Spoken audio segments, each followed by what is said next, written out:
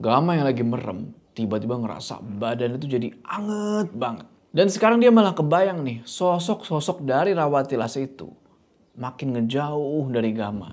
Gama ngerasa makin panas tuh badannya kan, makin panas.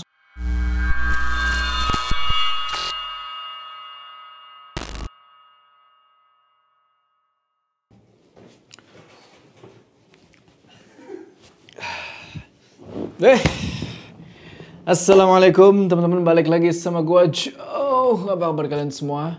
Semoga kalian semua yang menonton video ini diberikan kesehatan, kelancaran rezekinya, dan selalu dimudahkan urusan-urusannya. Dan seperti biasa nih, selalu dilindungi dari segala mara bahaya di dunia ini. Nggak terasa cuy, kita udah sampai di part terakhir dari kisah yang panjang ini, yaitu akad jiwa dari Queer Typing. Kalau di part kemarin, setelah pergi ke Rawatilas itu ya, dan mengubur benda-benda mustika sama selendang hitamnya Bu Rohmah itu, Gama pikir semuanya bakal selesai. Tapi ternyata dia salah. Ternyata ada dalang di balik semua kejadian yang menimpa Alda ini. Bukan Bu Rohmah, tapi ada yang lain. Penasaran apa itu? Tonton video ini terus. Oke, karena di part terakhir gue sekali lagi mau terima kasih nih sama Queer Typing yang udah ngasih gue kesempatan buat ngebawain ceritanya yang epic ini yang kalian selalu tunggu-tunggu. Maka dari itu, kalian harus mampir ke sosial media beliau, mampir ke Twitter beliau, mampir ke karya-karyanya beliau, dan baca karya-karya beliau ya, supaya beliau makin semangat nih buat menuliskan cerita-cerita yang gak kalah keren dari cerita ini. Yaudah, kita nggak usah lama-lama lagi. Udah siap? Mode horor. Tombol aktifnya mana ya? Aktif!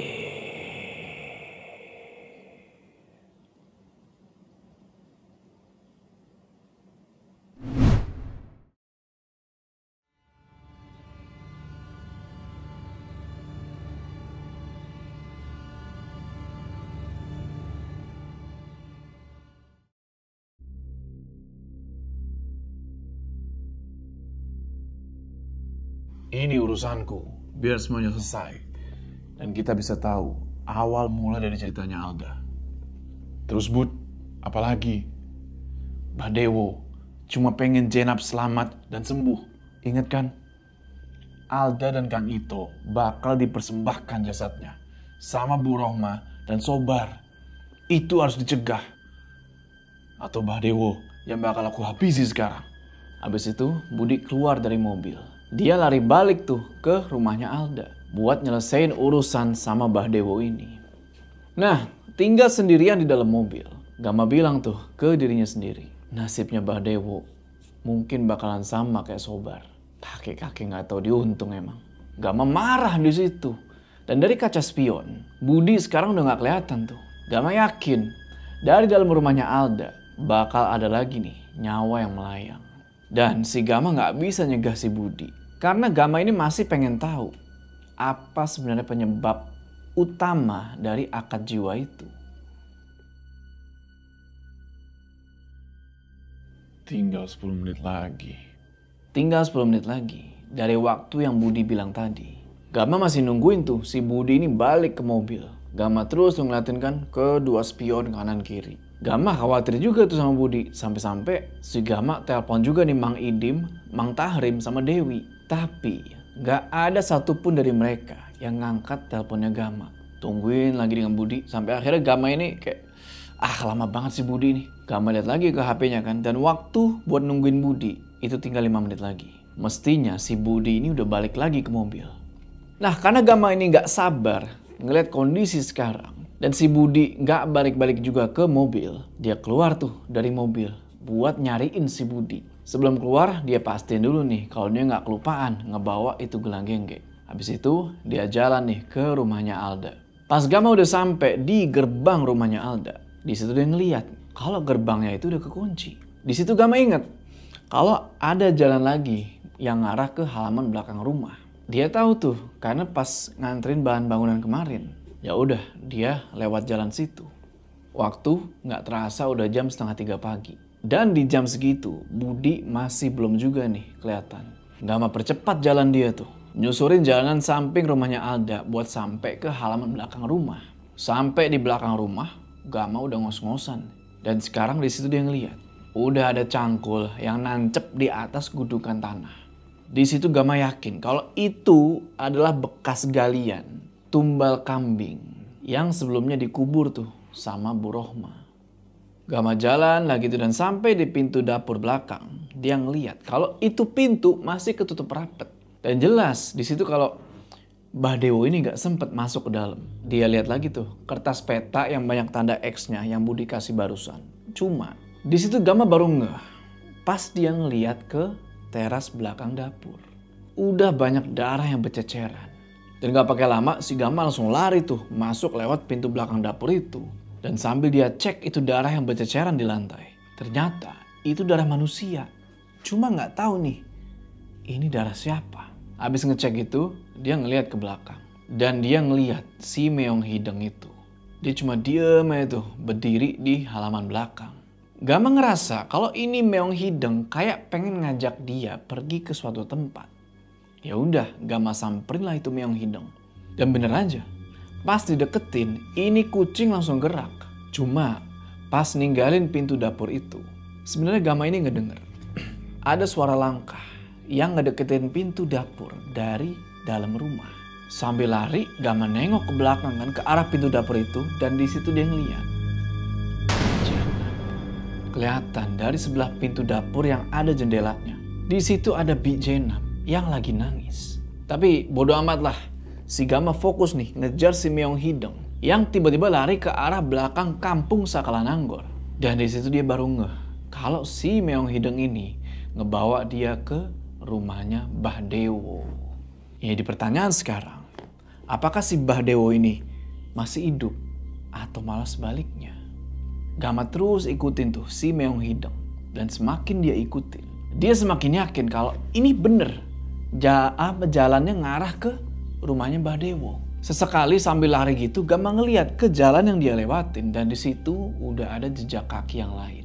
Jejak kaki manusia yang Gama yakin itu adalah jejak kakinya si Budi. Yang Gama gak tahu nih sekarang kondisinya kayak gimana. Terus lari dan pas si Gama ngelewatin kebun, barulah di situ dia ngeliat rumah gubuk. Ada lampu kuning tuh di teras depan rumahnya. Gama deketin itu rumah pelan-pelan kan dan tiba-tiba ceklek, kret. Jendela depan rumah itu kebuka. Dan di situ nongol nih si Budi. Dia bilang, untung kamu nyusul Gam. Lihat nih keadaan Mbah Dewo. Ternyata itu si Budi bener. Dan kelihatan di situ kalau badannya udah keringetan semua. Dan baju yang dia pakai itu udah penuh sama darah. Gama langsung samperin itu jendela. Dan dia lihat dari situ si Mbah Dewo udah kebaring di atas kasurnya. Mukanya pucet terus semua badannya itu udah banyak kayak luka bekas cakaran. Kalau bekas cakaran udah pasti bukan Budi ini. Karena Budi mainnya bukan cakar-cakaran. Di situ Budi bilang, gak ada pilihan Gam. Daripada Kang Ito sama Alda yang sudah sembuh itu mati di tangan Dewo. Kamu lihat aja, pisau aku gak keluar. Malah mirip sama luka di punggungnya Sobar, Bud. Udah, ayo tinggalin. Sebentar lagi pagi. Cepet beresin, jangan sampai ninggalin jejak. Ya udah kan, abis itu Budi tutup itu jendela dan kedengeran sama Gama nih dari luar. Kalau Budi ini lagi kayak ngeberesin apalah di dalam kamar itu. Gak lama Budi keluar nih lewat pintu depan. Gak lupa tuh dia tutup rapet, dia kunci itu pintu. Sambil perhatiin kanan kiri nih, takutnya ada warga yang lihat. Nah di situ Budi bilang ke Gama kalau sebenarnya Mbah Dewo ini punya kekuatan buat ngehabisin si Bu Rohma dari dulu. Yang jadi pertanyaan, kenapa kok Mbah Dewo nggak pernah pakai kekuatannya itu buat nyelamatin anaknya sendiri dari Bu Rohma? Apakah dia nggak berani atau gimana? Gama langsung paham tuh sama apa yang diomongin Budi. Karena semua yang diomongin Budi itu benar. Cuma si Gama ini masih ada pertanyaan-pertanyaan lain lah yang masih belum kejawab. Salah satunya adalah, kenapa Ki Dudui sama Mang Idim nerima kedatangannya Mbah Dewo. Dan kenapa Budi ngebawa itu kakek-kakek ke rumahnya Ki Dudui waktu itu? Ya udahlah, habis semua beres, rumah itu udah diamanin, Gama sama Budi cabut dari situ. Dan di jalan si Gama nanya, Bud, apa tadi Jenab ngelihat meong hidung ini ngabisin Mbah Dewo? enggak, cuma pas aku bawa jasadnya, Jenab ngeliat jelas keadaan bapaknya kayak apa di akhir hayatnya itu. Mungkin besok pagi juga dia bakal ngeliat Sobar sama Rohmah kayak gimana. Bakal jadi tontonan mengerikan dan kabar paling buruk di kampung ini. Ini sebanding sama apa yang mereka lakuin itu, Gam. Aku sengaja ngebuat seolah Mbah Dewo ada yang ngebunuh dia di kamar, biar nggak ninggalin jejak kita di kampung Sakalananggor. Pantas saja tadi Jenab kelihatan nangis. Itu ternyata alasannya. Tapi bagus. Untung kamu berpikir jauh. Membuat seolah Mbah Dewo kayak dibunuh. Sekarang, jalanan setapak dari ujung kampung Sakalananggor udah mereka berdua tinggalin. Dan dikit lagi mereka mau sampai nih di mobilnya Kang Ito yang Gama parkirin tuh di pinggir jalan. Gama bilang, Bud, kita mesti cepat keluar dari kampung ini. Ini udah jam 3. bener, gak mungkin juga kita keluar dari kampung ini pagi-pagi, Gam. Kondisi kita gak memungkinkan. Bisa ngebuat warga curiga. Pas Gama sama Budi ngomong-ngomong begitu sambil jalan, tiba-tiba mereka ngeliat jelas si meong hideng itu malah jalan balik ke rumahnya Alda. Tapi Gama bilang ke Budi, udahlah biarin aja. Gama udah tahu kalau itu kucing pasti berniat buat mastiin keadaannya Alda sama Kang Ito itu baik-baik aja. Seenggaknya ya sampai pagi lah. Singkat cerita, sekarang Gama sama Budi udah sampai lagi nih di mobilnya Kang Ito yang mereka pinjem waktu itu. Di situ Budi bilang, kabar dari kampung Sakalananggor bakal sampai sore atau besok ke tempat kita, Gam. Dan Alda, semoga bisa cepat datang ke rumah buat nemuin kamu. Apalagi bisa nemuin Ki Dudui sama Mang Idim. Itu jauh lebih baik. Nggak pakai lama, mereka langsung tancap gas itu mobil. Sambil lihat spion kanan kiri nih. Mastiin takutnya ada warga kampung situ yang ngeliat. Nah, di perjalanan, Gama nanya nih ke Budi soal kabar yang lainnya itu gimana. Secara dia nggak dapet kabar nih dari tadi. Budi ngejelasin kalau mereka udah beberapa kali komunikasi nih sama Ki Dudui dan Mang Idim. Dan pas si Gama lagi pergi kemarin tuh sama Mbah Dewo, itu Bu Mulyani lagi dalam perjalanan pulang. Sengaja Mang Idim sama Ki Dudui gak ngasih tahu ke Gama supaya Gama ini fokus sama keselamatannya Alda. Budi ngomong gitu sambil nepok pundaknya Gama buat ngebikin si Gama ini agak tenangan dikit lah. Terus Budi bilang lagi, aku masih penasaran awal mula Rohmah sekejam itu bukan cuma ke anaknya aja, Gam, tapi ke seluruh warga kampung Sakalananggor. Sampai-sampai gak ada yang berani ngelewatin Leweng Awi Kolot atau Rawatilas, juga Telaga Cindek. Sama, Bud. Banyak juga yang pengen aku tanyain ke Ki Dudui sama Mang Idim. Kenapa kok mau nerima Mbah Dewo di rumah kalau tahu bakal jadi kayak gini? Budi cuma geleng-geleng kepala aja tuh di mobil. Nah, pas mobil udah keluar dari jalan utama kampung, barulah si Budi buka jendela mobil nih. Karena dia pengen ngerokok. Udah asem nih mulut. Sepanjang jalan sambil ngerokok gitu, Budi terus-terusan tuh nepok pundaknya Gama kan. Karena Gama ini udah ngantuk gitu, dia kecapean. Sampai-sampai Gama bawa mobilnya tuh kayak nggak lurus lagi. Budi tepok-tepok terus kan tuh sambil dia bilang, paksain dulu, Gam. Barusan azan subuh udah aku dengar. Bentar lagi kita sampai. Tenang aja. Bentar lagi juga pagi. Aku udah bener-bener capek ini, Bud. Singkat cerita, gak kerasa mereka berdua udah sampai lagi nih di gerbang rumahnya Dewi. Di situ Gama udah ngeblur lah tuh matanya saking capeknya dia tuh. Si Budi masih aja bilang tuh, tahan Gam, tahan. Ini belum selesai, sebentar lagi. Budi ngejawab sambil agak panik tuh sebenarnya karena ngeliat Gama yang bisa kapan aja tidur nih. Cuma anehnya, samar-samar Gama ngeliat si Budi ini ngebuka baju. Karena mungkin pengen ngebuang baju yang udah banyak darah itu kali ya. Cuma untungnya celana Budi itu warna hitam, jadi bekas darah di celana dia itu nggak begitu kelihatan. Terus Gama ngedenger nih si Budi teriak ke Mang Tahrim. Wah, buka cepet, buka gerbangnya. Gama nyetir udah susah payah tuh berusaha buat nahan matanya biar tetap kebuka. Sampai-sampai hampir tuh gerbang roboh tabrak sama mobilnya Gama. Samar-samar Gama juga ngeliat tuh mobilnya Dewi, Teh Anggit sama Kang Wahyu. Dan juga ada motor tuanya Mang Idim keparkir di halaman rumah. Singkat cerita, akhirnya mobil itu sampai dengan selamat di halaman rumah. Gak pakai lama-lama lagi, Budi langsung keluar dari mobil dan dia ngebantuin Gama tuh buat keluar dari mobil dan ngebawa dia masuk ke dalam rumah. Gama udah kayak udah begitulah pokoknya. Dan pas masuk ke rumah itu ketemu sama Ki Duduy. Budi bilang di situ, "Kek, ini udah lemes banget ini orang, Kek." Ki Duduy bilang, "Udah, bawa masuk ke dalam cepet. Baringin di samping Mang Idim." Gama bener-bener udah gak kuat buat ngapa-ngapain lagi di situ. Yang dia dengar semua orang yang ada di dalam rumah itu kayak yang khawatir. Sampai-sampai Gama nggak denger juga tuh suara si Dewi nangis-nangis tuh. Ki Duduy terus nyuruh lagi tuh, tolong keluar dulu semuanya, kecuali Budi. Budi tunggu di dalam. Ya udah kan tuh, semuanya keluar kecuali si Budi.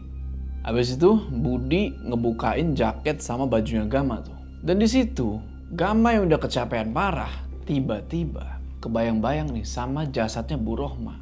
Yang dimana di sebelahnya itu ada sosok bulu hitam lebat berdiri. Terus Gama antara sadar dan gak sadar dia teriak, "Jangan!" Dan gak lama juga, tiba-tiba di kuping Gama ini ada yang ngebisikin. Suara yang persis kayak yang dia dengar di dalam leweng itu. Suaranya Ki Langsa. Tidur yang lelap, supaya nanti ketika bangun sudah kembali normal. Nanti kamu juga paham apa yang sebenarnya terjadi. Kenapa itu kepala kami hitam bisa menyatu dengan manusia setelah menduakan Tuhan. Semua darah sudah menjadi risiko.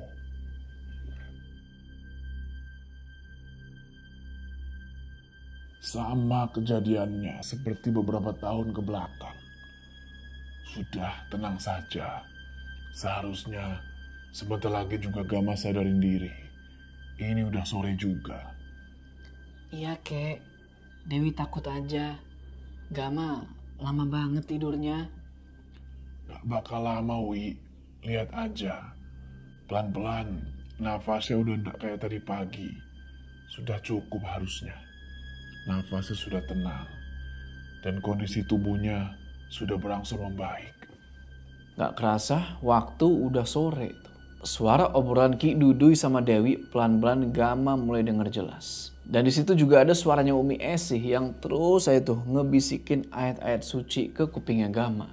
Pelan-pelan Gama buka mata tuh kan. Dan dia coba gerakin badannya tuh. Dan di situ Gama ngeliat ada si Meong Hideng lagi jalan pelan-pelan ngedeket ke dia. Gama terus manggilin si Ki Duduy itu. Kek, kakek. Alhamdulillah. Jangan dulu bicara. Wi, angkat kepalanya Gama pelan-pelan. Tahan, Gam. Minum dulu. Paksa. Pas Gama udah mulai siuman, Mang Idim, Budi, Bu Mulyani, Teh Anggit, sama Kang Wahyu langsung pada masuk ke kamar tuh buat ngeliatin si Gama. Di situ Gama ngerasa kok tenggorokannya ini kering banget kayaknya nggak minum berhari-hari. Dikasih minum lah tuh kan sama Ki Duduy. Dan abis dikasih minum itu, tiba-tiba satu persatu Mang Idim sama yang lainnya itu keluar kamar. Nyisain cuma Ki Duduy sama Budi di situ. Gak pakai ngomong apa-apaan, Budi tiba-tiba ngebuka bajunya Gama nih. Sementara Ki Duduy di situ cuma ngangguk kayak ngasih isyarat. Yang dimana di situ langsung ngebuat Gama paham sama apa yang mau dilakuin Ki Duduy. Gama langsung duduk bersila tuh dibantuin sama Budi. Dan Ki Duduy bilang, Cuma sebentar. Tutup mata kamu, Gam. tahan, gak bakal lama. Supaya bayang-bayang kejadian di seberang lubang Rawatilas tidak menghantui kamu. Gama yang lagi merem, tiba-tiba ngerasa badan itu jadi anget banget. Dan sekarang dia malah kebayang nih, sosok-sosok dari Rawatilas itu makin ngejauh dari Gama. Gama ngerasa makin panas tuh badannya kan, makin panas. Dia bilang ke Budi, "Bud, pelan-pelan." Nggak tahu apa yang dilakuin sama si Budi tuh, tapi akhirnya selesai juga. Habis itu Budi turun dari atas kasur dan dia duduk bersila tuh di atas lantai. Sementara Ki Dudui duduk tuh di sebelahnya Gama, berbarengan sama azan Isya tuh yang udah mulai berkumandang. Gama terus nanya tuh ke Ki Dudui, gimana kondisinya Alda? Dan Ki Dudui jawab tuh, kalau semua keluarga udah tahu gimana keadaannya Alda, Bu Rohma, Sobar, bahkan sampai Kang Dewo. Mbah Dewo. Jadi tadi pagi Kang Wahyu sama Mang Idim itu sengaja datang ke Kampung Saklananggor buat mastiin informasi itu. Di sana sudah gempar sama penemuan mayat Rohma dan Sobar. Lalu mayat Mbah Dewo. Gimana bisa, Ki? Tiba-tiba warga tahu soal itu. Bau bangkai dari arah Rawatilas dan Telaga Cindek melewati Leweng Awi Kolot sampai ke pemukiman warga. Ngebuat warga memberanikan diri masuk ke lowong itu ke arah Rawatilas. 2 mayat sudah mengapung di atas genangan air Rawatilas, Gam. Dan paling gempar ketika salah satu warga mencari Mbah Dewo. Warga menemukan Mbah Dewo sudah tidak bernyawa. Sampai-sampai mulutnya mengeluarkan bau yang sama. Semua nyangka Mbah Dewo ada yang bunuh. Itu yang Mbah Idim ceritain sama Kang Wahyu yang mastiin ke sana, Gam. Terus Alda gimana, Bud? Belum ada kabar. Mungkin 3 hari atau 1 minggu bakal datang ke sini sambil nggak bawa mobil. Untungnya yang beresin kaos aku dalam mobil tadi pagi itu Kang Wahyu. Jadi nggak ngebuat Mang Tahrim curiga. Kita tunggu Alda sampai datang ke rumah ini. Tempo hari atau beberapa minggu ke belakang, Alda datang membawa masalah. Semoga saja nanti kalau datang lagi, keadaannya berbeda. Gama cuma ngangguk di situ. Nyoba mahamin apa yang diomongin Ki Dudui sama Budi malam itu. Terus tiba-tiba Gama keinget nih sama gelang gengge itu. Langsung aja dia ngeraba-raba kantong celananya dia. Tapi kok gelang genggenya nggak ada. Di situ Ki Dudui bilang kalau gelang genggenya ternyata udah beliau simpen dalam lemari. Nah di situ Gama nanya nih sebuah pertanyaan yang belum terjawab. Kek, Mbah Dewo sama penjaga gerbang gaib itu siapa? Itu yang mau kakek omongin. Sejak Mbah Dewo tinggal di rumah, Mang Idim sengaja mastiin siapa Mbah Dewo. Dan dugaan dia benar, karena anaknya jadi alasan kuat buat nurutin keinginan Rohma. Makanya kakek titip pesan ke Budi buat mengawasi Dewo juga. Dan nyatanya terbukti akhir hidupnya seperti itu. Terus penjaga gerbang gaib dan pohon besar di dalam lewung seberang Rawatilas itu siapa, Kek? Dia tahu nama buyut. Ki Aji Damawangun. Orang yang paling setia sama Ki Langsamana. Sama halnya Jalu Kertajasa atau Budi kepada kamu, Gam. Pengasuhnya ketika Ki Langsamana diangkat jadi anak Ki Anam waktu itu. Tapi sejak Ki Anam meninggal dan nyuruh Ki Langsamana mengembara, Ki Aji Dawamangun setia sama tempat itu.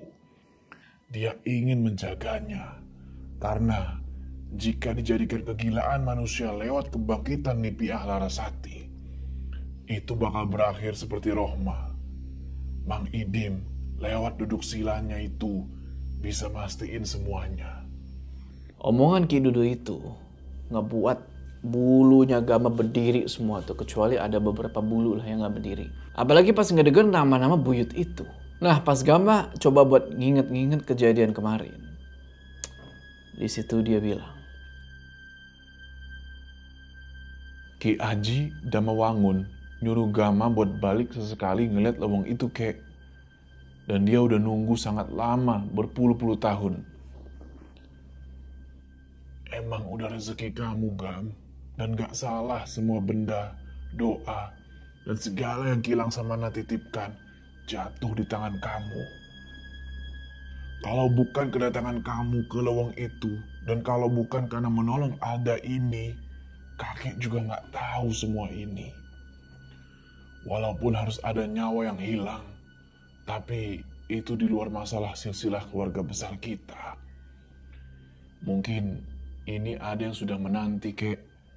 Sebuah silsilah ini yang buyut katakan. Benar, Gam. Untungnya kita menolong Alda. Karena kalau bukan karena masalah ini, mungkin kita nggak akan tahu jejak perjalanannya Kilang Samana. Banyak-banyak ngomong sama Mang Idim, biar tahu caranya ngirim doa yang tepat untuk leluhur. Tapi yang paling penting sebelum Alda datang, masalah belum selesai. Kita tunggu saja Alda datang. Budi bakal ngawasi dan datang ke rumah Alda lagi. Setelah obrolan Gama sama Ki Duduy, barulah sekarang giliran Bu Mulyani sama Teh Anggit nih yang cerita. Ternyata pas Gama lagi pergi ke lewang itu atau Kerawatilas itu, mereka berdua ini disuruh sama Mang Idim buat pulang. Sampai-sampai mereka minta Kang Wahyu ini buat nemenin. Buat mastiin kalau semuanya itu aman-aman aja. Dan Mang Idim juga ngebawa Umi Esi itu ke rumah. Sambil beberapa kali beliau ini komunikasi sama pihak rumah sakit jiwa tentang keadaannya Teh Lasmi.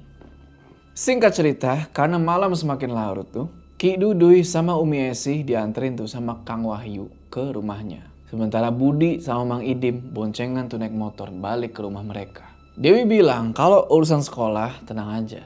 Dia udah telepon ke sana. Udah minta izin supaya Gama ini bisa istirahat dulu. Dan yang bikin kaget, si Dewi bilang kalau malam itu Mang Idim tiba-tiba pingsan sekitar jam 2 pagi. Nah Gama langsung keinget tuh sama kejadian di jam yang Dewi sebutin. Yang pas malam kemarin. Yang dia baru aja keluar dari rumah Alda buat ngeberesin semuanya sama Budi.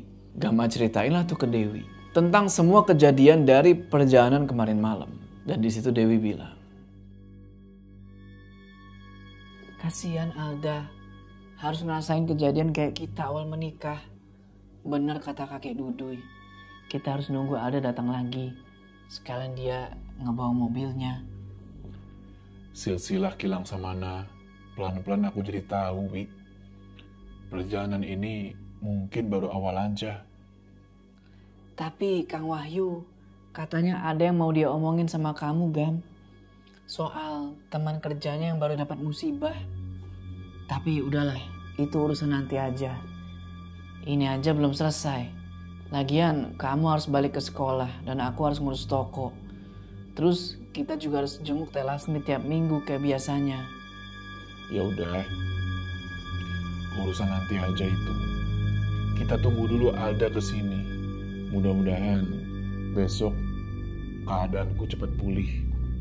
Gama yang ngedengar soal Kang Wahyu, yang soal teman kerjanya itu baru dapat musibah, jadi penasaran dan mikir, waduh, ini ada apa lagi ini kan?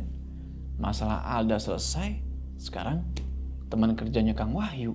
Dan di situ Dewi bilang juga kalau si Meong Hideng atau kucing hitam kesayangan kita semua udah ada lagi di bawah meja makan. Gak kerasa udah 1 minggu nih kelewat. Dan belum ada kabar juga dari Alda. Si Budi masih bolak-balik tuh ke rumahnya Alda buat mastiin keadaan. Begitu juga si Kang Wahyu nih. Sampai sekarang gak ada tuh obrolan baik lewat HP atau ngomong langsung ke Gama. Dan dia malah udah balik ke kota tuh. Lanjutin kerjaannya. Sekarang giliran Dewi nih yang ngerasa khawatir. Karena kabar dari kampung Sakalananggor udah semakin kedengeran nih. Sampai ke kecamatan tempat Gama sama Dewi tinggal. Sampai-sampai rekan kerja di sekolahnya Gama, sesama guru, yaitu si Pak Hadi, kalian inget kan? Nanyain soal itu ke Gama. Tapi ya Gama jawab pakai senyuman aja tuh. Jadi si Pak Hadi ini ngiranya Gama ada sangkut pautnya nih sama semua kejadian yang udah terjadi di kampung Sakalananggur. Tapi si Gama ini ngeles pas Pak Hadi bilang kayak gini. Ya bertepatan aja dari Pak Gama ini izin di hari Jumat jenguk Teh Lasmi, terus sakit izin lagi. Sampai istri Pak Gama yang telepon ke sekolah langsung. Saya curiga, atau emang Pak Gama ikut campur tangan juga? Mana tahu saya, Pak. Nama kampungnya aja saya baru dengar. Ada gitu kah nama kampung Sakalananggur? Gama ngejawab sambil agak bercanda. Untungnya hal kayak gini udah biasa Gama hadepin. Biar orang-orang ini nggak mikir yang aneh-aneh ke Gama. Pak Hadi jujur aja dia bingung banget di situ. Dia antara percaya sama nggak percaya nih atas keterlibatan Gama di kampung Sakalananggur itu. Gama ngajar kayak biasa di sekolah kan, dan aktivitas di sekolah itu nggak ada perubahan apa-apa. Tapi pas lagi ngajar nih, tiba-tiba dari arah pintu kelas datang nih si Abah Asep, si penjaga sekolah itu, kalian inget? Nah si Bah Asep ini bilang, Pak Gama, maaf. Ada apa, Bah? Tumben. Aku nggak mesen apa-apa. Itu, Pak, di depan sekolah ada yang nungguin Pak Gama lagi. Gama yang ngedenger itu langsung kaget. Apalagi kejadian kayak gini tuh hampir sama kayak pas Sobar pertama kali nyamperin Gama ke sekolah. Tapi Sobar udah nggak ada. Jadi pertanyaan, siapa sekarang yang lagi nungguin di depan sekolah? Perasaan Gama sedikit nggak tenang tuh. Karena dia paham ada urusan Alda yang belum selesai. Takutnya si Gama ini ada orang baru lagi nih yang ada sangkut pautnya sama Bu Rohma nyamperin dia. Bah Asep bilang kalau penampilan orang yang nungguin Gama ini berantakan. Kayak orang gila. Gama mikir dong, masa iya itu Budi? Perasaan Budi itu nggak pernah yang namanya nyamperin ke sekolah. Gama terus ngasih tahu si Bang Asep buat minta orang itu supaya nunggu. Dan gak lama bel pulang sekolah bunyi. Di situ tiba-tiba Gama kepikiran. Apa jangan-jangan itu Bi Jenab? Setelah nerima salam semua murid di dalam kelas, si Gama langsung jalan nih ke ruang guru. Buat pamit duluan. Pakai alasan soalnya udah ada yang nungguin tuh di depan sekolah. Habis itu dia langsung samperin nih si Bah Asep dan nanya, mana Bah Asep orangnya? Terus Bah Asep nunjuk tuh. Sambil bilang, itu Pak, lagi duduk di trotoar. Pas Gama lihat ke arah yang Bah Asep tunjuk, ya kirain siapa. Gama lega tuh, kan yang dia lihat itu Budi. Budi bawa motor Mang Idim tuh, dan sekarang dia lagi duduk di bawah pohon sambil ngerokok. Ya udah, Gama langsung samperin lah tuh si Budi. Dan pas disamperin, Budi langsung matiin rokoknya dan dia bilang, Gam, maaf sampai aku datang ke sekolah. Tapi ini penting banget. Soal Alda, Bud. Gimana? Ki Duduy, Mang Idim, dan Dewi udah nunggu kamu di rumah. Alda lagi dalam perjalanan. Ngebawa Bi Jenab juga itu. Aku belum paham tujuannya apa. Para warga di kampung Sakalananggur sampai hari ini kebanyakan nyangka emang Rohma korban pesugihan. Dan malah nyangka Bah Dewo yang dibunuh Sobar. Warga makin liar, nyangkutin satu sama lain. Cuma keadaan Alda sekarang udah baikan. Kedengar kabar juga kalau rumah itu bakal Alda jual, Gam. Cuma aku belum tahu bener apa enggak. Ayo cepet, jangan sampai Alda sampai duluan ke rumah. Budi jawab itu sambil naikin motor Mang Idim. Dan dia langsung pergi tuh dari sekolah. Gama juga langsung pergi tuh ke parkiran motor buat buru-buru pulang ke rumah. Gama langsung tancap gas tuh ke rumah kan. Ngang, biar Alda ini nggak sampai duluan ke rumah dia. Tapi yang Gama nggak habis pikir, kenapa si Alda ini bawa-bawa Bi Jenab ke rumah? Singkat cerita, pas sampai di depan gerbang rumah, kelihatan kalau itu pintu gerbang rumah udah kebuka sedikit. Di situ Gama ngelihat motornya Budi udah keparkir. Tapi Gama nggak ngelihat nih, mobilnya Teh Anggit keparkir di halaman rumah. Gak lama kemudian Mang Tahrim datang dan langsung ngebukain gerbang. Tapi anehnya Mang Tahrim ini kelihatan kayak orang yang panik. Pas ditanya kenapa gitu kan sama si Gama, Mang Tahrim ini bilang, itu tadi Ibu dan Teh Anggit titip pesan sebelum tamu itu pulang. Ibu sama Teh Anggit di toko Dewi aja. Nggak tahu kenapa tiba-tiba begitu. Habis ngomong gitu, Mang Tahrim langsung ngebantuin markirin motornya Gama. Di tempat biasanya tuh, nggak pakai ngomong apa-apa lagi. Cuma, gara-gara omongannya Mang Tahrim tadi, itu ngebuat Gama agak sedikit khawatir. Mang Idim, Budi, sama Ki Dudui udah kelihatan tuh duduk di kursi depan rumah. Ngeliat Gama datang, Ki Dudui langsung berdiri dan nyamperin tuh si Gama yang lagi duduk sambil ngelepas sepatu. Assalamualaikum, Kek. Waalaikumsalam. Bu Mulyani masih trauma sejak melihat Alda pas di meja makan waktu itu. Apalagi itu kejadian tepat di depan mata dia. Kakek beri saran buat nemenin Dewi aja di toko. Oh, karena itu alasannya. Ya, lebih baik gitu aja. Apa Dewi udah tahu kalau Alda bakal datang siang ini juga? Amang tadi bilang kalau Alda ke toko, suruh ke rumah aja. Biar kita selesaikan siang ini juga, Gam. Biar semuanya selesai. Benar, jangan tunggu lama lagi. Kasihan juga. Apalagi kata Budi, bawa-bawa Jenab. Itu yang ngebuat kakek cemas. Meskipun kedatangan Alda ini pasti tujuannya baik.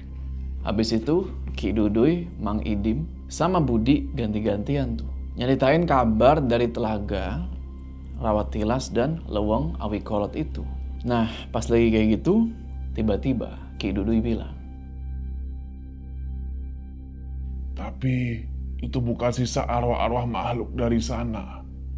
Idim sudah pastikan, Budi juga. Tidak akan ada yang balik lagi ke rumah Alda. Baru aja nih mau ngejawab omongannya Ki Dudui.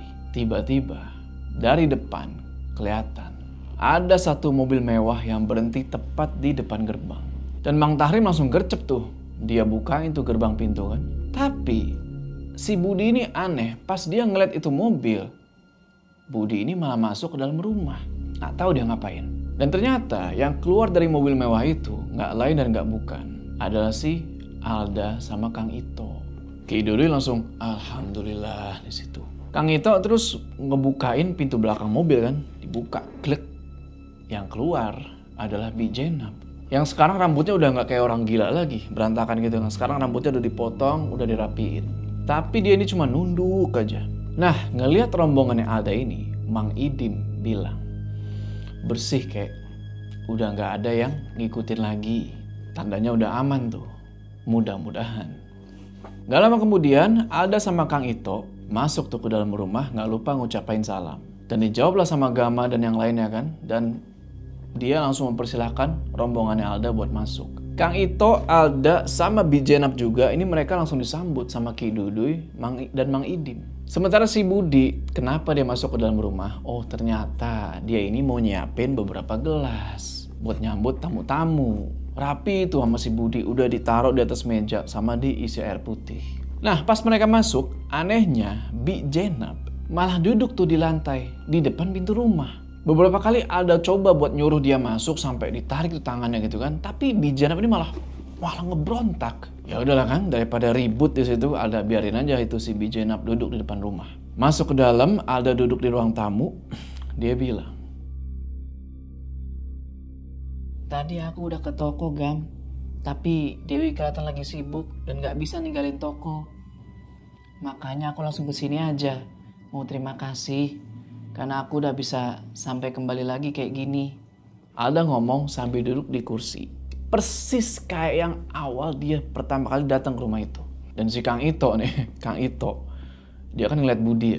Nah, dia ini ketakutan banget pas ngeliat Budi. Padahal Budi cuma diam aja. Di situ Gama bilang, Sama-sama Alda. Malah aku yang minta maaf. Kejadiannya bisa secepat dan berakhir kayak gitu. Seandainya malam itu Budi gak ada di rumah pas Sobar dan Bu Roma pergi, Mungkin saya dan istri saya meninggal malam itu juga. Jasadnya Bu Rohmah dan Sobar pagi itu rame-rame dibawa warga. Begitu juga jasad Mbah Dewo yang ngebusuk di rumahnya. Maafkan cucu-cucu kakek Alda. Alasan kenapa mereka kembali dan menyelesaikan apa yang harusnya mereka selesaikan tidak lain dan tidak bukan karena kedatangan Alda bersama Kang Ito juga sebelumnya ke rumah ini. Semua bukan karena Budi dan Gamal. Ini semua sudah kehendak Allah. Kebetulan cucu-cucu kakek inilah yang menjalankan ikhtiarnya. Ki Duduy ngomong sambil pindah tempat duduk tuh. Duduk di antara Gama sama Alda. Ngebuat suasana siang itu jadi agak tegang. Dan si Budi pergi tuh ngambil tisu di dapur. Soalnya dia ngeliat si Alda ini kayak mau nangis. Gama terus ngeliat nih ke arahnya Bijenap yang lagi duduk di depan pintu. Dan di situ dia ngeliat si Meong Hideng lagi ada tepat di depannya si Bijenap ini. Nah dalam hati dia bilang, pantesan Bijenap gak gerak-gerak lagi. Orang dipantengin sama si Meong Hideng. Alda nangis di situ kan, sambil pundaknya terus tuh diusap-usap sama Kang Ito buat nenangin dia. Gama terus nanya, sebenarnya apa sih yang mau diomongin gitu loh? Malam itu pas si Gama itu datang. Nah, Alda jawab, Sebenarnya Ki, Gam, aku udah curiga sejak aku pindah ke rumah ibu sama Ito. Setelah bapakku meninggal malam itu secara gak wajar. Jasadnya ditemuin di dekat kandang kambing. Nah, pas orang-orang lagi banyak yang ngelayat jenazah bapak malam itu, aku nyari ibu. Dan ibu ada di kamar. Ibu malah lagi ngomong sama seorang nenek tua yang katanya ibu itu saudara bapak. Sampai-sampai aku kaget pas tiba-tiba ibu ngeganti jilbabnya pakai selendang hitam yang sebelumnya dipakai nenek tua itu. Selendang hitam itu pernah Alda lihat. Malam itu bapak pulang sambil keringetan ke rumah. Alda gak tahu habis dari mana bapak. Itu kejadian sebelum 2 hari bapak meninggal. Persis sekali selendang hitam itu dibawa bapak. Karena ibu gak pernah punya itu selendang, makanya Alda selalu ingat. Malah ibu sampai ngebentak Alda pas Alda tanya soal itu. Ibu juga udah sering ketangkep basah sama Alda. Sering kali dengar suara ibu. Maaf Ki, seperti yang sedang disetubuhi. Padahal cuma Alda sama Kang Ito aja di rumah. Itu sebelum ibu ngebawa Bijenap ke rumah. Alda yang ngomong gitu ngebuat dia makin tambah nangis. Kang Ito langsung peluk tuh badannya Alda kan. Terus tiba-tiba kedengeran sama Gama di luar mobilnya Dewi nih. Baru aja sampai di parkiran halaman rumah. Terus tiba-tiba si Budi nyaut. Berarti Adi Wangsa yang mulai semuanya? Benar. Ibu meneruskan semua ikatan iblis biadab itu. Karena itu sendiri lihat. Ibu dan bapak mayatnya sama. Di bagian lehernya ada bekas luka gigitan binatang buas. Meski ibu lebih banyak cakaran dan daging lehernya keluar. Dan sebelum melanjutkan penjelasan, si Dewi yang baru datang dan merhatiin aja tuh dari pintu luar. Nggak pakai lama langsung refleks meluk si Alda tuh kan. Karena iba gitu loh, empati ngedenger ceritanya si Alda. Terus Kang Ito ngelanjutin omongannya Alda. Kalau mayatnya itu baunya sama. Sama-sama bau binatang. Bau kambing. Sampai-sampai orang yang waktu itu ikut ke pemakamannya bapaknya Alda, hampir semuanya tuh pada nutup hidung, pada nggak kuat karena baunya itu nggak enak. Termasuk jenazahnya Sobar sama Mbah Dewo juga begitu. Suasana di situ, di ruang tamu itu jadi hening. Pas ngedengar ceritanya Kang Ito itu. Setelah nenangin diri dan minum air putih yang udah disediain sama si Budi, Alda ngelanjutin lagi ceritanya. malam paling keji selanjutnya, aku ingat pas itu aku pergi keluar. Ibu datang pas aku lagi tidur. Cuma anehnya, setelah dikasih minum sama Bijenap, aku cuma bisa ngeliat tanpa bisa ngegerakin badan aku. Terus sebuah batu yang aku nggak tahu apa disimpan di perutku. Selendang hitam itu juga dipakaikan di kepala aku, Gam. Dan selanjutnya sosok hitam penuh sama bulu itu nidurin aku dengan sadar. Rasanya aku kayak udah mati dan gak pernah ingat apapun lagi. Ki, itu ikatan jiwa. Alda sudah dijadikan persembahan mahar jiwa buat Nibia. Nini penunggu 3 tempat itu. Jiwa dan tubuh Alda dipersembahkan untuk akad 2 benda mustika, supaya bisa dimiliki oleh Bu Rohma dengan sadar, untuk nantinya melanjutkan seperti apa yang dilakukan Bu Rohma. Lalu, apalagi yang bisa kamu ceritakan, Alda?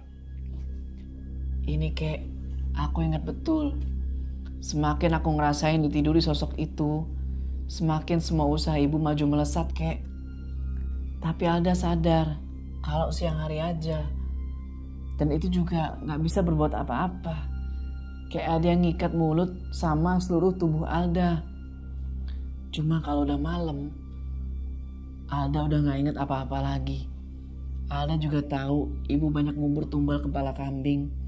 Sampai-sampai tumbal manusia yang tenggelam itu karena ibu. Tapi aku gak bisa berbuat apa-apa lagi selain tahu. Setelah itu lupa. Kemudian ngerasa ditiduri lagi. Terus kayak gitu. Iya Alda, aku paham sekarang semuanya. Semuanya udah berakhir.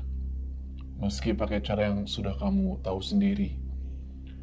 Kamu tahu kalau Bu Rohma masih hidup, kamu gak bakal bisa sembuh kayak gini dan ngomong sepanjang barusan. Kesalahannya, ibu kamu gak tahu tempat itu bekas siapa dulunya. Ada leluhur keluargaku yang pernah hidup pada zamannya di tempat yang sudah ibu kamu datangi.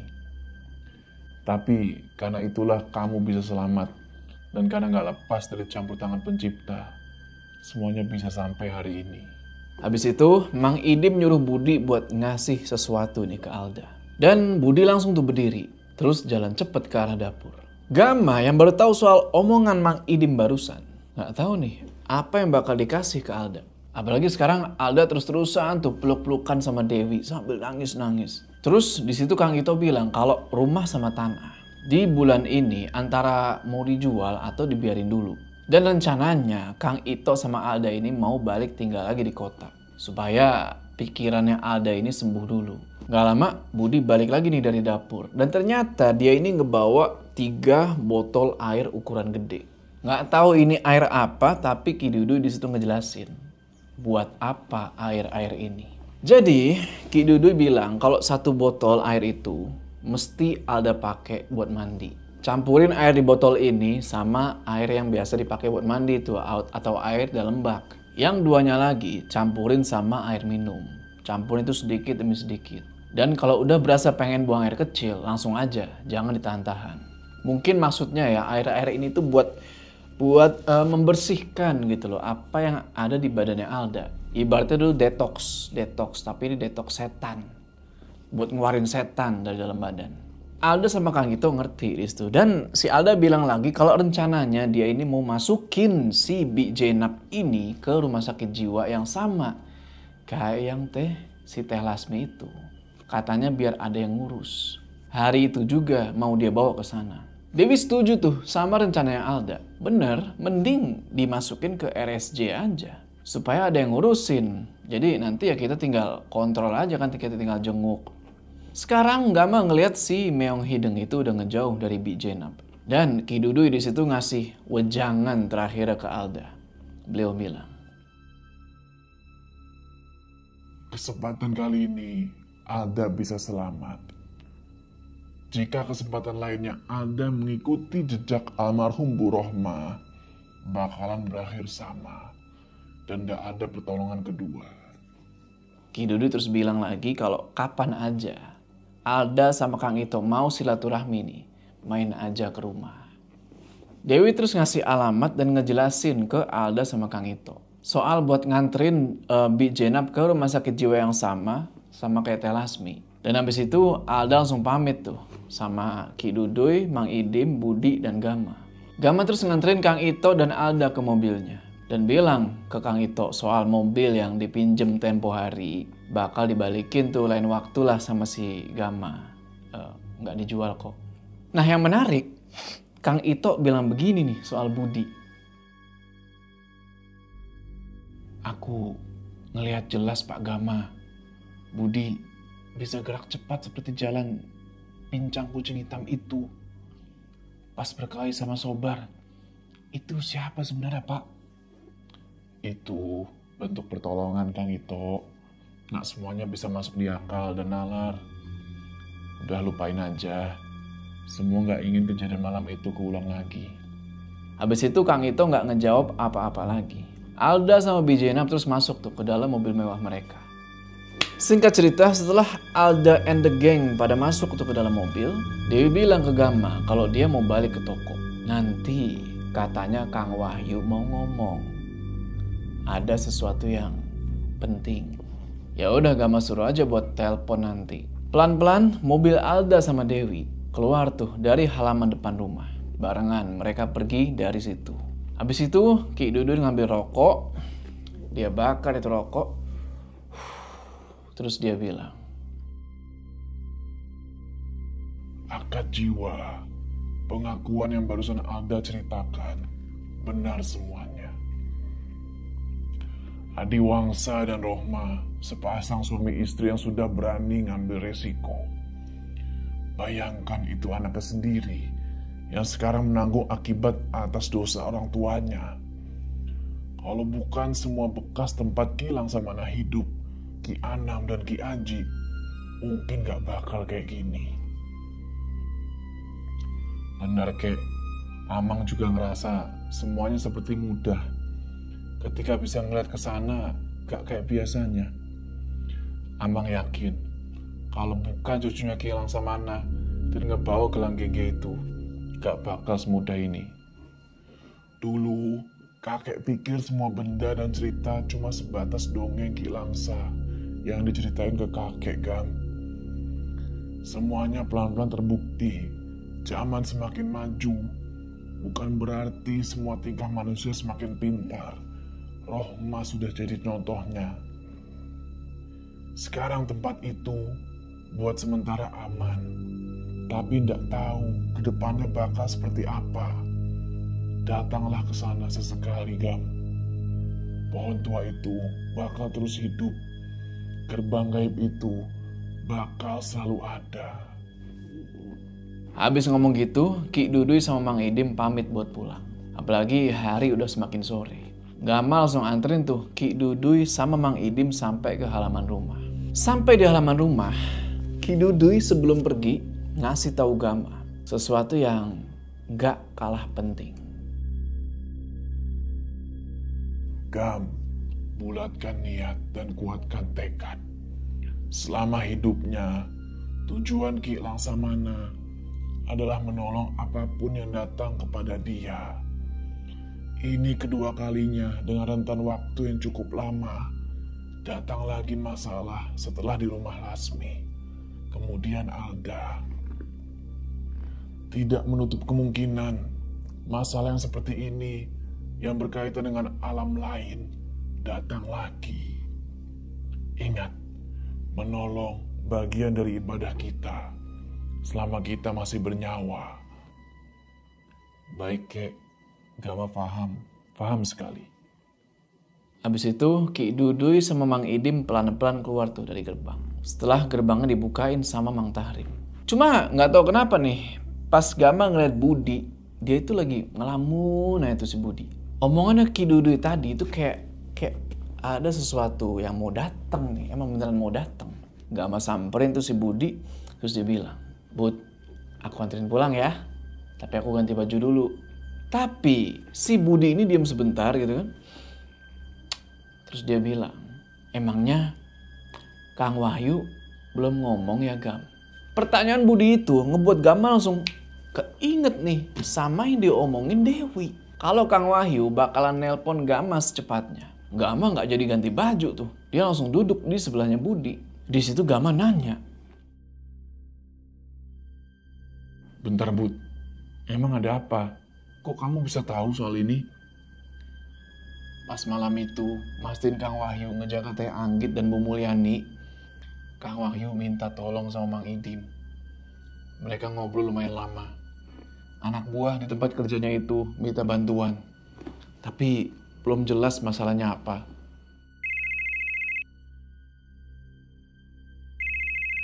Bud, ini Kang Wahyu telepon. Angkat aja. Siapa tahu mau bicara soal yang dibicarain ke Mang Idim. Udah, angkat aja. Assalamualaikum, Kang Wahyu. Waalaikumsalam, Gam. Maaf, ini penting sekali. Akang udah kasihan ngeliat kondisi anak buah Akang di kerjaan. Emangnya kenapa, Kang? Kok bisa? Oke teman-teman, itulah cerita dari Akad Jiwo dari Queer Typing. Kita semua udah tahu kan gimana nasib dari Bu Rohmah dan gengnya itu, Sobar sama Bah Dewo, yang ternyata dia juga ambil andil dalam akad jiwo itu. Dan semuanya udah kena konsekuensinya. Nah sekarang, si Gama ya, kayak dia tuh kayak nggak dikasih nafas gitu loh. Baru selesai satu masalah, datang lagi masalah yang lain. Tapi lagi-lagi, ingat kan pesan dari si Ki Dudui tadi? Yang bilang, tugas kita itu menolong kalau ada yang minta tolong. Karena itu adalah bagian dari ibadah kita. Jadi mau nggak mau ya, Gama ini harus mau menolong. Karena Gama ini mempunyai kekuatan yang besar gitu. Nah, di akhir cerita tadi, Kang Wahyu ini minta tolong sama Gama. Karena ada anak buahnya dia, atau ya bisa bilang teman kerjanya lah, yang mengalami suatu kondisi yang kelihatannya genting. Cuma nggak tahu apa. Apakah kita bakal lanjutkan cerita ini? Ya, tolong kirimin lu nasi goreng, mie goreng yang banyak ya. Mie goreng tolong dikirimkan. Kalau tidak, Gama Budi end. Oke, sampai ketemu di cerita selanjutnya. Sebelum kita berpisah, jangan lupa kalian like video ini. Dan bagi yang belum subscribe, ayo subscribe sekarang ke channel ini supaya kalian gak ketinggalan cerita-cerita horor selanjutnya. Gua Jo, dan jangan lupa kalian mampir juga ya ke sosial medianya Queer Typing. Dukung dia supaya dia bisa menuliskan cerita-cerita yang keren lagi. Gua Jo, bye.